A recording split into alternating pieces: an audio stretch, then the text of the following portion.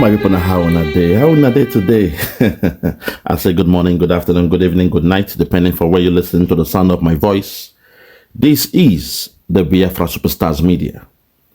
Fellow Biafrans, I am glad the way things are going. The whole world is now understanding what is happening in that damnable republic called Nigeria. We thank God that America understands the game Nigeria is playing. And today, our brother, our good friend, RUFAI OSENI, my guy, he's waking up to the reality. He has smelled the coffee, and now he's coming clean. When it comes to Trump, being very specific about coming out to invade those terrorists killing the Christians in Nigeria.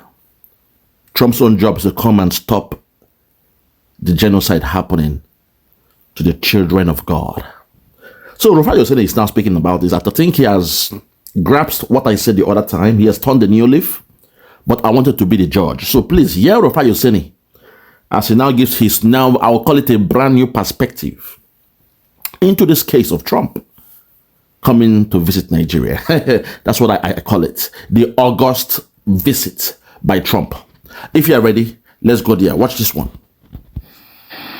As regards this Christian genocide talk, President Fellowship of Nigeria President Wale Oke, Bishop Francis Wale Oke, has now come out to say that there's actually the killing of a lot of Christians. And you see, I've seen the narrative. You see, what just happened was that people like to skew narratives along religious and tribal lines. Okay. In this country.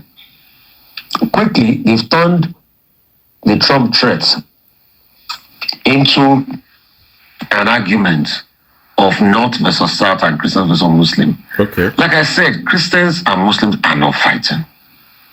In fact, all of us are all victims. But for those that are trying to skew the narrative and say, more Muslims are being killed, there's no Christian genocide. See, two truths can exist. Okay. If you want to call it, you can say there's a Muslim genocide killing of Muslims and there's a Christian genocide killing of Christians. But people are being killed heavily. Because when you look at the nomenclature, what is a genocide? It is the intent of wiping off a particular race. Is that happening? Yes. There are many Christian communities that land replacement is happening. Okay. That after killing them, they grab their land. And most of those Christian villages, people have not taken over their land. Now you're speaking my language, because when they kill them, the other ones will panic, seeing how gruesome their relatives were killed, their siblings, family.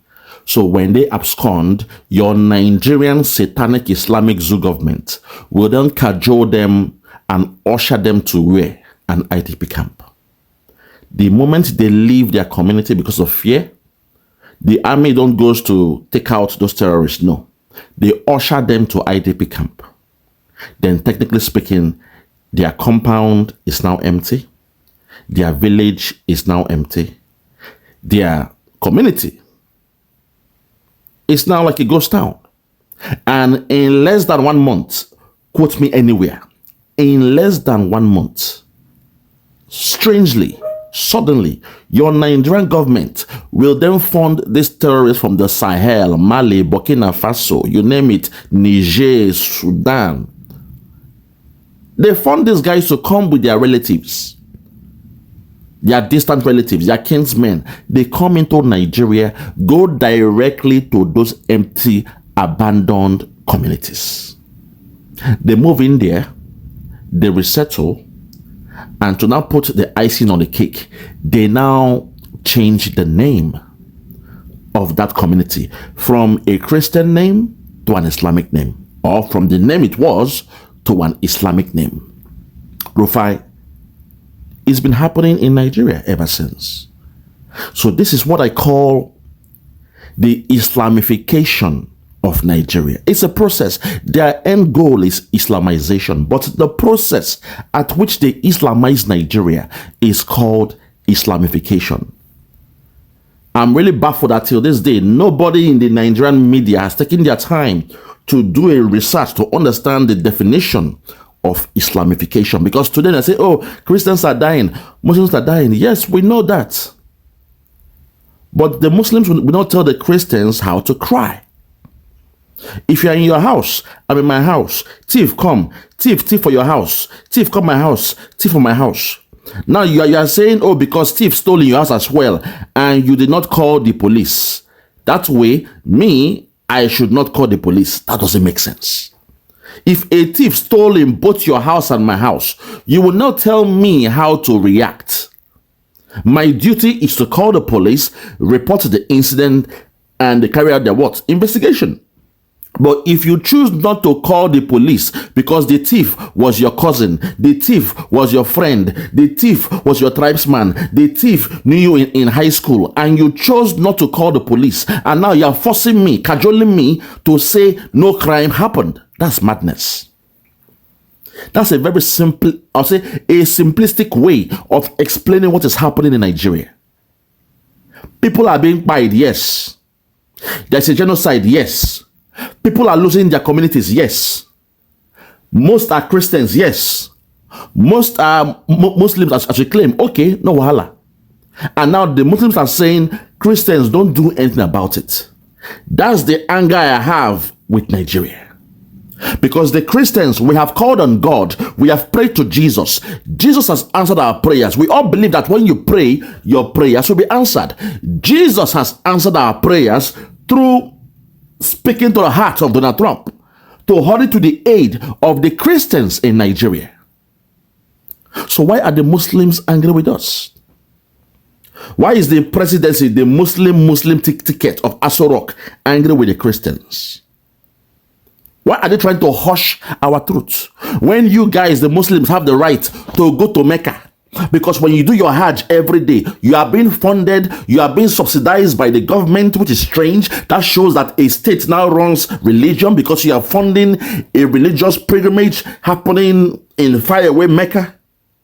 That shows you the state now has their hands in religion. They say on no account should a state get involved in religion. But in Nigeria, your federal government, though, they are subsidizing the cost of going to Hajj. And you know how they roll in Nigeria. These men, they're already rich, but they want to be the best friends of the caliphate in Saudi Arabia.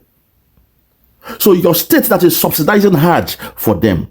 If you feel what is happening in the north is worse than what is happening to the Christians in the north or wherever in Nigeria, then go and call Saudi Arabia to come to the aid of the Muslims in Nigeria. Since every Muslim's dream is to have a Hajj in Mecca, go through Medina, get to Mecca and do your Hajj.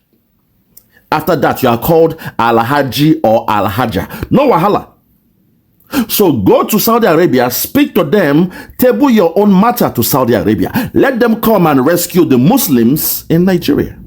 Perhaps when the Saudis and the sheikhs, all those guys, when they speak to the terrorists, say, hey, you guys, your plan is to come to Saudi Arabia and do Hajj. We are the headquarters of Islam in this world. We are telling you to hands off. Do not create a caliphate in Nigeria. Then perhaps Boko Haram, ISIS, ISWAP, Lakurawa, the Fulani headsmen, Fulani militias, and the rest of them, perhaps they would listen to Saudi Arabia.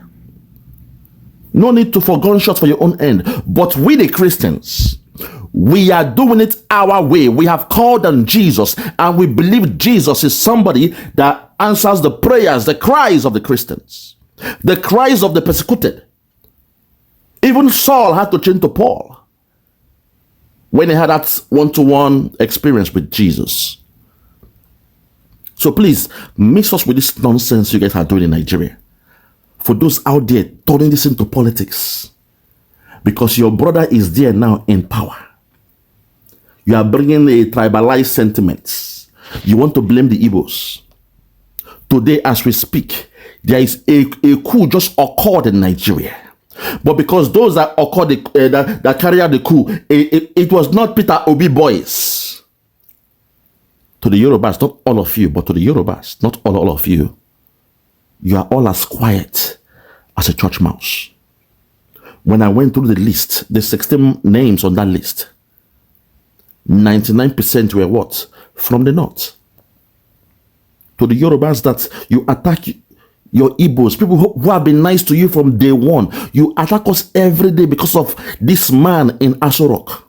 That thing in Aso Rock. You've all kept quiet. None of you has spoken about what happened. The coup that happened in Nigeria just some few weeks ago against your brother. You've kept quiet like a church mouse. In fact, you are so quiet that you can hear a rat piss on cotton. But let it be that the so-called Peter Obi boys carried out coup for Peter Obi. In fact, businesses in Lagos for the Biafrans will just, in fact, there will be no even time to check the documentation. As you are breaking and burning it down, you are destroying and chasing the Igbos out of Lagos, because you're only powerful for on our head now. Lagos. That's the only place that you guys can hurt us. As we speak, Kwara State, there is war going on there. There is a genocide going on there, but you guys, all you could do was write, I think about 130 of you, different groups, 130 Yoruba groups wrote to ICC. They are taking over your land in Kogi, in Kwara. They are getting close to where? To Oyo. You guys have said nothing about it. But the Igbos, technically speaking, let us say the Igbos are taking over your land as you claim. We are paying some money to buy land, real estate, the way we do around the whole world. Houses I've bought, I paid for them. Once that contract is done, I am the owner of that land. Show me one Igbo man in Lagos who carried gun to steal your land. Show me one Igbo man in Lagos who did 419 to steal your land, who came to commit a genocide to steal your land in Lagos. I said, show me one or not two. Just one. Show me one person that came to commit genocide in Lagos to steal your land. But your hatred is upon the Igbos in Lagos. You and I know if the coup that happened, there was a which kind of name can we call ourselves? Peter Obi boys, Michael Okeke, Okafor, Chinedu, Emeka, General Wiki, Emmanuel Chibuike. If those were the names on those lists, you guys, look, we know what you guys will be doing now. So this attitude, this cowardice nature to face the devil, call a spade, I don't know where this thing came from. Today, as we speak, something that the Buhari government could not do. Something the Buhari government could not do. Under your watch now, a Yoruba man is about to convict Nnamdi Kanu.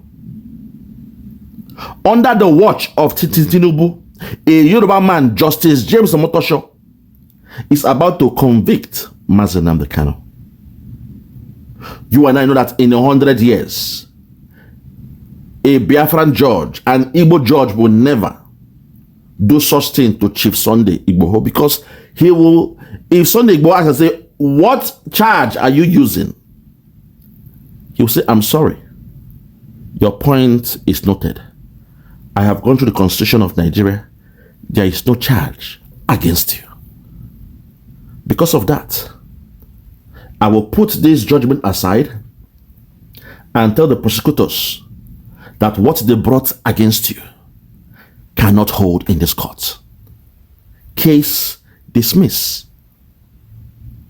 I know my people, we don't act this way. We don't come with this tribalized sentiment because something Buhari could not do suddenly.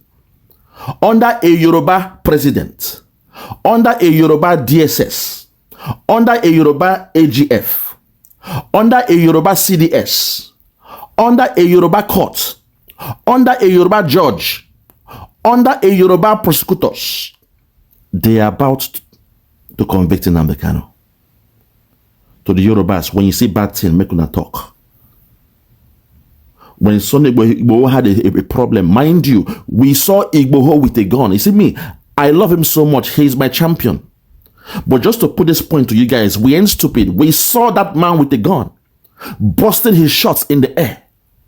leaking out gunshots in the air. We saw those things. But till this day, no Biafran media, no Igbo media has spoken ill about Sunday Igboho. Because we know, say, to call a spade a spade. He has the right to defend his people. In fact, he is our champion. I see him. I was thanking God when I saw a man from the Yoruba side rise up like that man, Chief Dr. Sunday Adeyemo, aka Sunday Igboho. No Igbo judge will judge him or skip to the law of Nigerian government. That's why till this day, all the victory Nnamdi Kanu got in court, they were given by who? An Igbo judge. But today, as we speak, Justice James Omotosho is taking this narrative to a new dimension. He is about to convict Nnamdi Kanu. And to the Yorubas, this will be on you. This will be on you. Again, you are taking the fight of the caliphate. We've told you from the beginning, we have no problems with the Yorubas. We have no issues with you guys. We know the enemies. We know those coming to Islamize us. Today, you are seeing it now. Nnamdi Kanu, his gospel was what? They are coming, they are coming, they are coming. The Fulani killer herdsmen, they are coming. They are coming to your land to take over your land. They will come with the guise of Ruga. They will come and pretend they are coming to do ranches. They will blame it on climate change. But once they come to your land, Lord have mercy. Once they settle in your land, that'll be it. They will carry out a genocide. People will run away. As you run, they take over your land and they rename your land. They are coming, they are coming, they are coming. That was his gospel. At the time, nobody chose to listen. Today, we are hearing the speech from who? T.Y. Danjuma saying, in fact, he said everything Nnamdi Kanu said. But today, T.Y. Danjuma is a free man. Shegumi, who is parlaying with terrorists, the DSS don't want to pick him up. He's a free man in Nigeria. But when he went for his Hajj, you see me, I keep my records. When he went for his Hajj in Saudi Arabia, they turned him back. They said he's a person of particular concern. Saudi will not be safe with a man like that in Saudi Arabia. What's funny is your media, they kept it shut. They kept their mouth hush. They said nothing about it. Shegumi was turned back, deported from Saudi back. When he went to do his Hajj the last time, he was sent back to Nigeria, deported from Saudi Arabia. But that same man in Nigeria, your politicians, they go to him to kiss his ring, to gain his blessings. They go to him. A terrorist sympathizer, they go to him to kiss the ring of a terrorist sympathizer in Nigeria. I've seen every Tom, Dick, and Harry go to him. And I ask myself, what's really going on here? So this narrative now, in 2014, Tinubu was the one. We thank God. You see, America, they are not stupid. In 2014, Tinubu and his team, they wrote to America that they should come and intervene and invade Nigeria because of the killing of the Christians, the genocide of the Christians. Today, Trump is saying that what goes around comes around. That the application that Tinubu made with his team in 2014 is what he has carried out. And today, he has given an assent. He has assented the queries, the application, the call by the Tinubu government or the Tinubu and their boys in 2014 for USA to come and deal with the genocide of Christians in Nigeria. This is not a tribal thing, but sometimes we have to, because I'm somebody that don't know how to tell lies. I don't know how to tell lies. It's either you love me for my truth or you hate me. I don't know how to tell lies. I will tell you things how it is. And if you still choose to go against me, then I am somebody again who does not forgive nor forget. Hence, I'm calling on Yorubas. Take your time and look at what's happening in Nigeria. This is not an Igbo thing. Now, you want to blame the IPOB. Oh, the IPOB, they were the one that wrote to America. They wrote to America and they lied to America that Tinubu government, there is terrorism happening, they are killing the Christians. It's on. Even your pastors, they are coming out. God have mercy. Hey, God. But this same man in 2014, he went with everybody to USA, begging them to come to the rescue of the Christians in Nigeria. I call it spade a spade. I don't know how to tell lies. But let's continue with the narrative of RUFAI OSENI. Let's continue. Listen. That is happening. Take it back and listen. In particular, is that happening? Yes. There are many Christian communities that land replacement is happening. That after killing them, they grab their land. And most of those Christian villages, people have not taken over their land. That is happening. So if that is happening, if you go back to the original definition of genocide by Lemkin, that's exactly what is happening. Okay. So if you want to say the same, that is also happening for Muslim community, yes. The paramount question is, how do we stop this? Okay, now. The other day, Pastor Adeboye came out and said that President Tinubu should nip it in the bud. Anyway, he spoke well. And he also said that it was as a result of a lot of pressure. And I'm happy that we did put that pressure on Pastor Adeboye to speak up, because he was so quick to speak during Jonathan's time. In fact, him that is speaking now, better late than never anyway. But he was so quick to speak during Jonathan's time.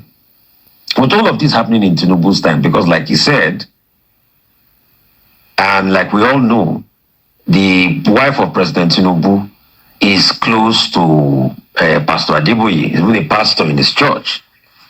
So, like we all know, he should have also said something all this while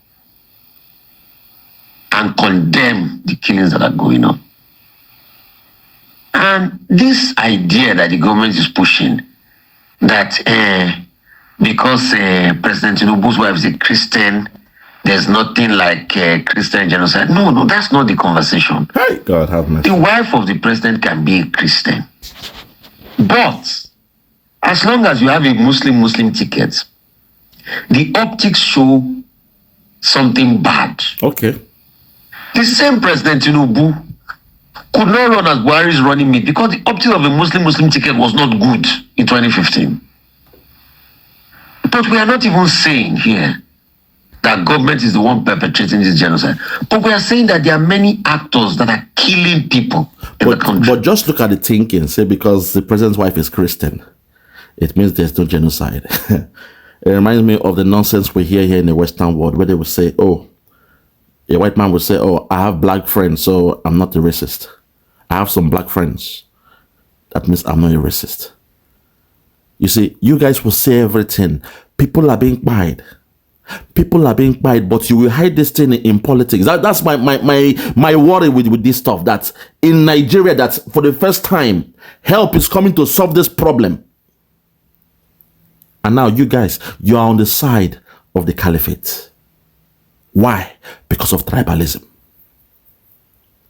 Emiloko, my brother is there because of that. Let Nigeria burn. Let the Christians die. It's okay. Let us pretend and lie. Not, nothing is happening. Let's pretend. Why? Because my brother is there. This attitude, I don't know where it came from. I'm sorry. This is not the Yorubas I know. This is not the Yorubas I know.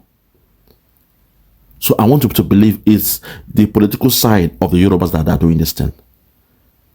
To regain my sanity, I want to believe it is the political side of the Yorubas that are doing this thing. Because these are not the Yoruba people I know. The Yorubas, they are very, very fair. They are kind. They are respectful. They respect their culture. Then get shame. Them get shame. Shame, they catch them if they do something bad. Then get shame for eyes. Their eyes, then get shame for eyes. But like I keep on saying, there was a change from the year 1999 when a certain man became the governor of Lagos. For those who want to hear that story again, go and watch my other videos. But my listeners, they understand the story. There was a shift, a tilt on the perspective of some foreign Yorubas that came to Lagos to handle the affairs of Lagos. The man was shocked, seeing how Yorubas and Christians, Yorubas and the Muslims, the Yorubas and the Igbos, working together amicably, marrying themselves, dating themselves, doing everything together. In your baka the Salah, the Muslim ones, we come and we eat with you. Christmas we celebrate together. New Year we celebrate. Everything was done together. They were not happy about it. Even during those days, I remember our counselor then was a Calabar man, Prince. A Calabar man was counselor of that our area. No eyebrow was raised because Lagos is a peculiar place, a unique place. Named by the Portuguese, and over time it became the capital of Nigeria back then. A melting pot, a metropolitan city. Everywhere you go around the whole world, the capital is always a metropolitan city, a melting pot where you see black, brown, blue, yellow, green. But in case of the Lagos, there was a mix. All the tribe, you cannot identify somebody by their tribe. Back in the days, even the language, Yoruba, when they greet you for Igbo, you could laugh. This guy speak past me. We too, we speak the Yoruba back. Nothing like the Igbo or the Yoruba in Lagos until 1999, when a certain man came and said, what's going on here? No. To win this election, no, we can't do it this way. When they pied Funshaw Williams, may God bless his soul, a Lagosian that knows what's up, when they pied him in order to control the narrative, this man brought all his henchmen from outside Lagos. And ever since, all the governors you've had after him, they are not Lagosians. To call a spade. Foreigners from Lagos. Because a state in that so-called Nigeria, if you're from a particular state, then somebody else that comes from a different state cannot claim state of origin in that state. So in your election, you can only go and, fight for a position or campaign for whatever in an election in your particular state. But they broke that chain and a new narrative came, where suddenly somebody from Ogun or Osun will now come to Lagos. They won't check his ID or, place of birth, and they will make him governor. But it began from 1999, where I saw my relatives who were very happy, mixing up with everybody. Their Ishiagu they used to wear every Friday, they stopped wearing Ishiagu to work every Friday. And I'm like, what's going on? It used to be their traditional days, but they stopped wearing it. Because they were being pointed out through your identity. Igbo, okay. Retrenchment, head count. They were doing the head count. So once they identify Igbo, okay, retrenchment, they will come, next thing, 20 names, 100 names, Igbos. It was happening in Lagos. The civil service was going down in Lagos. Igbos. Somebody came with that because that person, to him, it is strange seeing people working amicably, marrying themselves. I repeat, marrying themselves. Igbo and Yoruba. Even till this day, they say, but back then, you won't even say Igbo, they marry Yoruba. No, they just marry, that's it. Bingpe, they marry Okeke. Yetunde, they marry Emeka. One self where my neighbor then we marry Olaiton. I was one of those that sang to carry her to the husband. One way yawo, hey, one way yawo. I remember then we're kids then. I was one of them because an Igbo guy, the couldn't time me, dress me up like, a child wearing red cap, everything.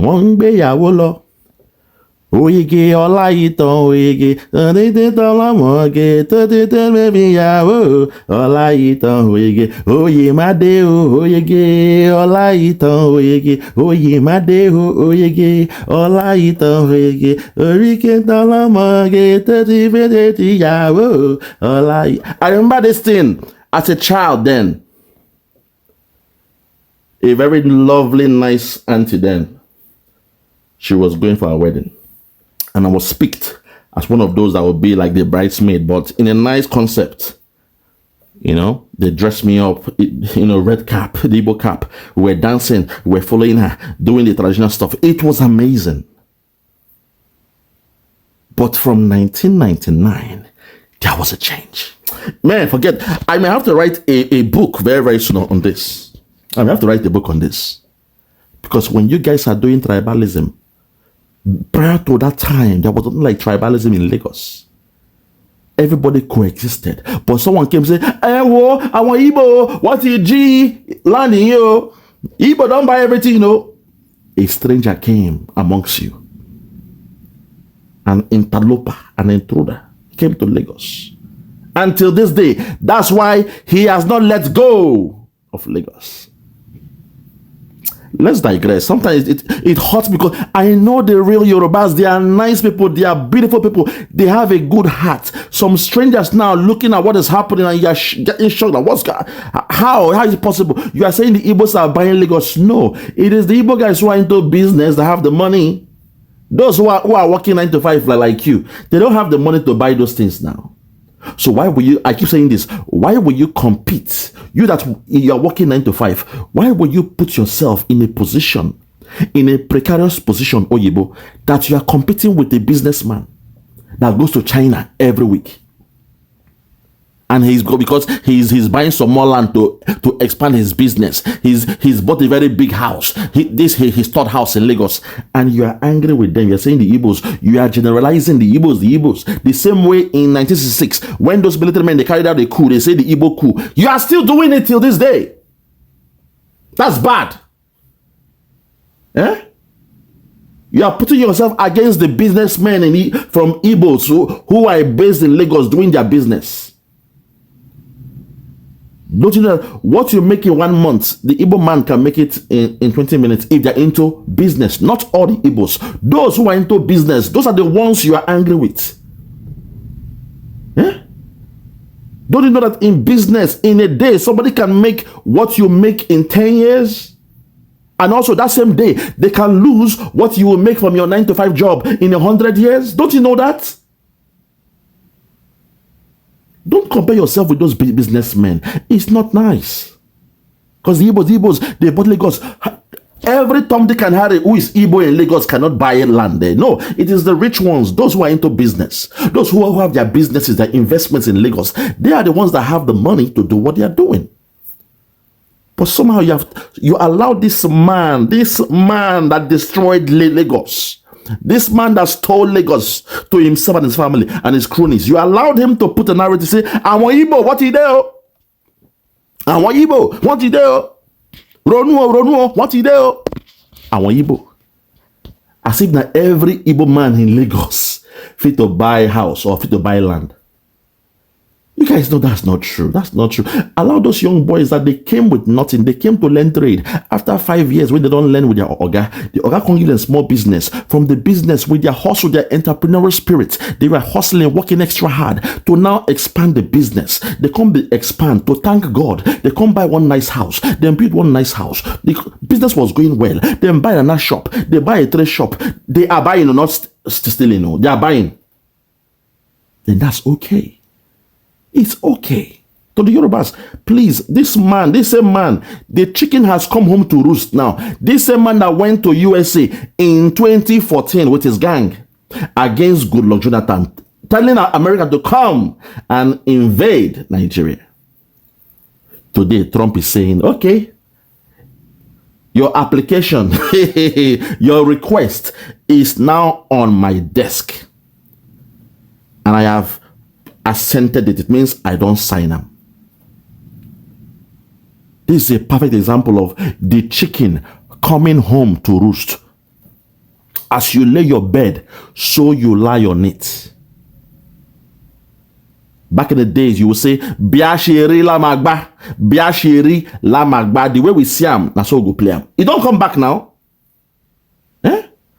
But you guys, you allow this particular cabal within the Yoruba side. You allow these few heads to destroy the whole tribe. A people that I love so much, they are respectful. It depends me sometimes, because I know Yorubas are very, very nice people. To call a spade, they are, those in Lagos, they are very, very nice people.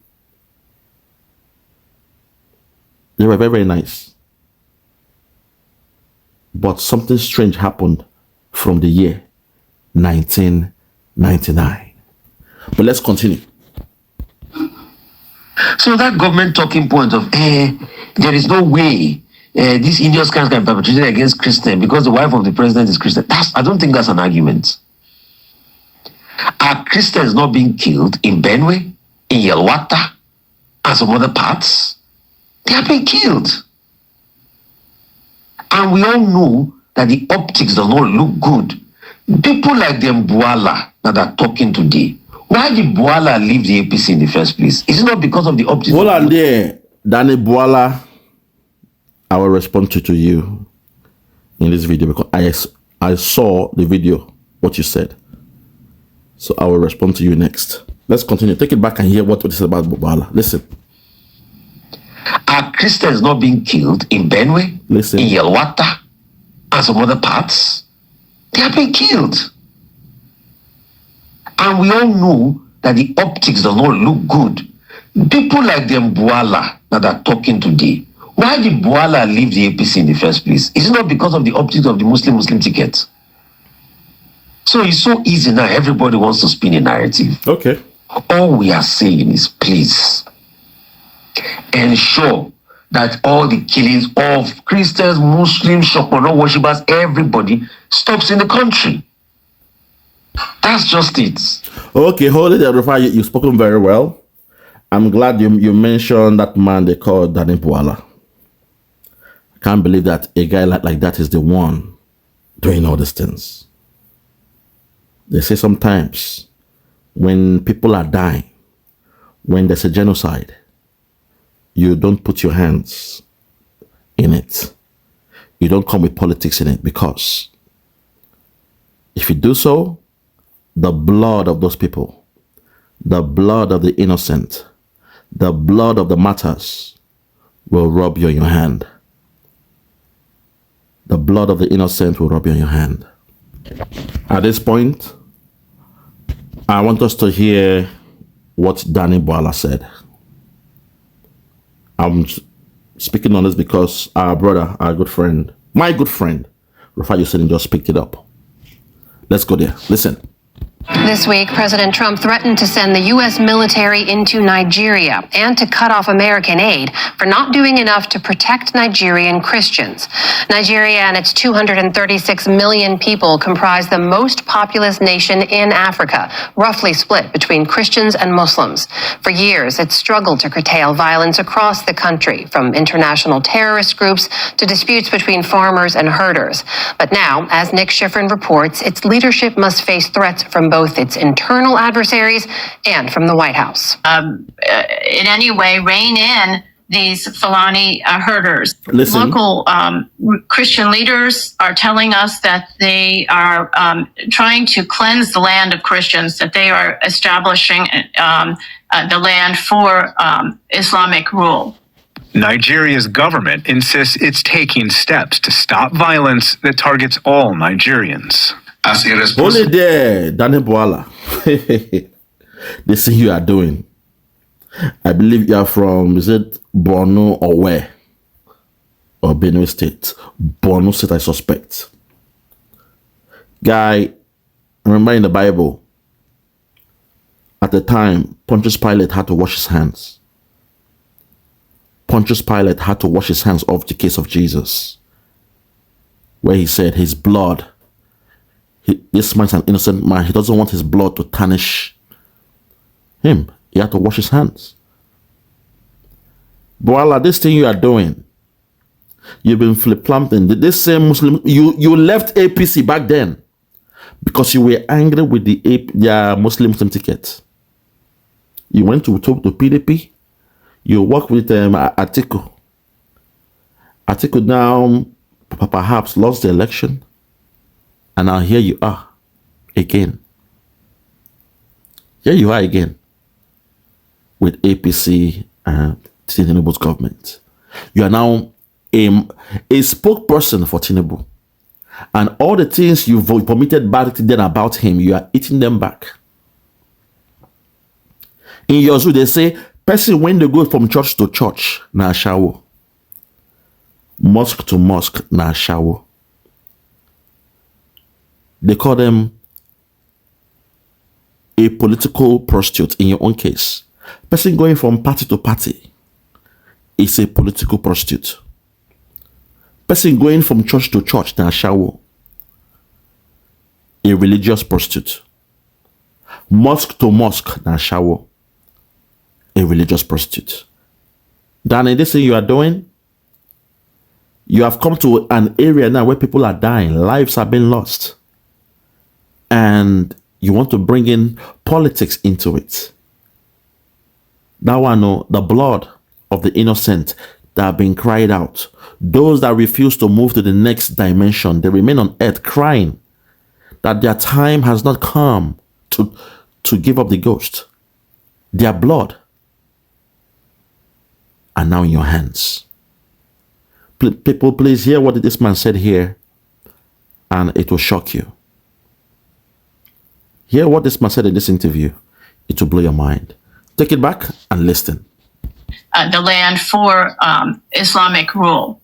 Nigeria's government insists it's taking steps to stop violence that targets all Nigerians. As a responsible government, we refuse to approach the fight against terrorism from a profiling point of view. That's why we discourage the idea that it is a targeted Christian. It's a hawk. It's a hoax. Daniel BWALA is a special advisor on the media to Bola Tinubu, who became Nigeria's president in 2023. BWALA grew up in Borno State, the epicenter of Boko Haram violence. We lived through these experiences where we have a lot of our loved ones haven't been killed by Boko Haram when it started. The killings by the terrorists or the insurgents or the Boko Haram, it is not targeted at any particular religion. But in central Nigeria, as you know, there are international organizations who are tracking more violence between herders, who are almost all of whom are Muslim, against farmers, most of whom are Christian. Why hasn't the government been able to reduce that violence? It is a case of cattle rustling and then the case of incursion on people's land and land grabbing by the Islamic militia, so to speak. We have been dialoguing with the people and we have been sifting out and isolating criminal elements who are taking advantage of that situation to cause mayhem to our people. But do you acknowledge that there are many Nigerians, Christians and Muslims, who feel that the government hasn't done enough to guarantee their security? Yeah, I will not deny the fact that there have been many, and we have been saying that we have limitation of arms and ammunition. Our relationship with America will help strengthen this fight. Historically, the U.S. and Nigerian militaries have trained together and shared intelligence. Let us hold it there. This man, even in his own land, is even worse there. But look at what he's saying. Daniel BWALA, bring his face back. Let's bring his face back here. This is what he's saying. This is what he's saying. So, I go tell him, this one when him they do so for preaching English. I go tell him so. The blood of the innocent will be on your hands. Because you are a man without integrity. A man who can flip-flop. You are moving from party to party. You are moving from boss to boss, one boss. Today, you are with Tinubu. Yesterday, you were at Atiku. Now again, you are back to Tinubu. And you are carrying out their agenda to the T. And even your state is even one of the most affected. And you are here saying these things. Danny, the blood of the innocent will be on your hands. That was the reason why Pontius Pilate had to wash his hands, to signify something. Because to him, he was showing off. He said, okay, deep inside, I know Jesus is a good person. Deep inside, I feel he just, showing off his youthful, how should I put it? He's a young man. He's just talking trash. How can he be the king of the Jews? Nah, he's just a small boy. He's a young man in his 30s, And the people are angry at him because they want to kill him now. Okay. Let me show them something. Let me play with their minds. So he assumed that bringing out Barnabas, a 419, a highway robber, a criminal, a pedophile, a terrorist, a man who steals from the people, he assumed that bringing him out against Jesus and present both of them. I present to you Barnabas, this, the one you say you love to hate. This is him. Yeah. Bring him out. Jesus, this one, a drunkard, a very young boy, a small boy who is saying is the king of the Jews. Whom do you say I should release? He assumed they will rush to what? To Barnabas. But to his greatest surprise, unknown to him, the Pharisees, they have already poisoned the mind of the multitude in that crowd. And he was shocked when they said, release Barnabas and give us the head of Jesus. Today, you are in the same situation. All this while, your land was under siege. Bono, I don't know if you're a Christian or a Muslim. But now you are in a government that at a time when victory is assured, it is coming through Trump. But because of their tribalism and all this nonsense they are doing, because of their fear of the caliphate, not knowing that the cabal around them and tribalism has made people to say, no, in this case, we shall not call it what it is. We shall hide this one. We will not blame it on the terrorists. Now, suddenly, people are in support. They are being advocates for the terrorist. They are speaking in support of the terrorist. And you find yourself in a precarious situation. Oh my God. In a strange environment, in a dilemma. I see you wondering to yourself, my God, what's going on here? The cries of the innocent for all these years. This is their chance to get justice. But I'm in a government where the president is a Muslim, the vice is a Muslim, a government where I have condemned the president before he became the president for so many months and years, and now suddenly he has called me to come and work for him. And now my people, they're about to get justice. America is about to step in to help my people. But because I am working with this man, I must act like the multitude, influenced by the Pharisees of old, and say there is no genocide. Say, no, it's not about Christians here. We are discussing with them. Those are your words. It means you are in support of Nigerian government, discussing with bandits and terrorists, having a peace deal with them, coming with a policy known as the cheese policy. The cheese policy by your NSA, your Nigerian Security Agency. They brought out a new policy that it's been run in the government known as the cheese policy, where they feed the terrorists that you could call bandits. They feed the terrorists, they fund the terrorists, and they pay them every month.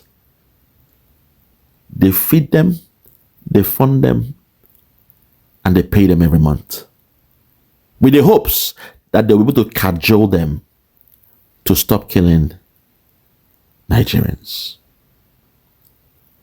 Today, Danny, I'll tell you this. You see me, I don't know how to tell lies.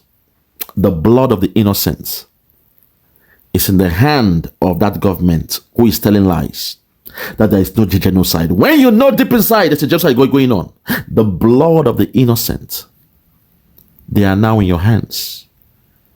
It will befall you, your family, your children, your children's children's children, and their children's children's children. The pain, those who fell as a result of genocide, they mattered. The pains they went through, if of a truth, what they are going through is not a genocide, then this curse will not be upon you. But if what the Christians are going through in Nigeria, every day as we speak, is a genocide, then the pains of the average martyr in Nigeria will befall upon you, upon your family, upon your relatives, upon your kindred, upon your family lineage. Because this thing you are doing, all you had to do was to call a spade a spade. Say, okay, yes, let me keep it real. Christians are being killed. Muslims are being killed.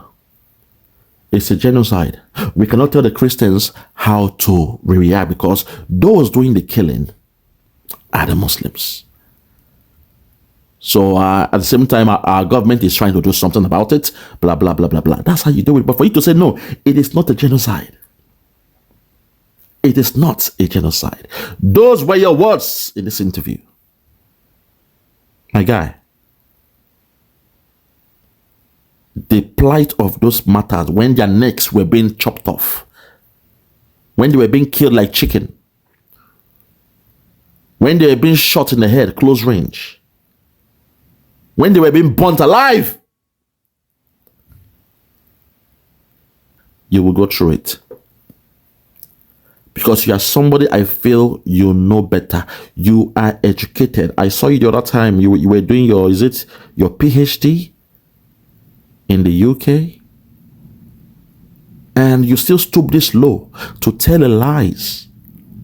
You told lies about the plight of a people. Danny, it's on you. This one is on you. I rest my case. For those that have ears, let them hear. For those that have ears, let them hear. No more talk. Christianity is facing an existential threat in Nigeria. Thousands and thousands of Christians are being killed. Radical Islamists are responsible for this mass slaughter. I am hereby making Nigeria a country of particular concern. That's a legal definition. When the Christians or any such group is slaughtered, like is happening in Nigeria, 3,100 versus 4,476 worldwide. What horrible numbers. Something has to be done. I am asking Congressman Riley Moore, together with Chairman Tom Cole and the House Appropriations Committee, to immediately look into this matter and to report back to me. And I mean, like, immediately. The United States cannot stand by while such atrocities are happening in Nigeria and numerous other countries. It's not only Nigeria, it's all over. We stand ready, willing, and able to save our great Christian population around the world. This is not going to happen. The killing of Christians is not going to happen. Every one of us must rise up. The armed forces are not neutral. They collude. They collude. They collude with the armed bandits that kill people, kill Nigerians. They facilitate their movements. They cover them. If you are depending on the armed forces to stop the killings, you will all die one by one.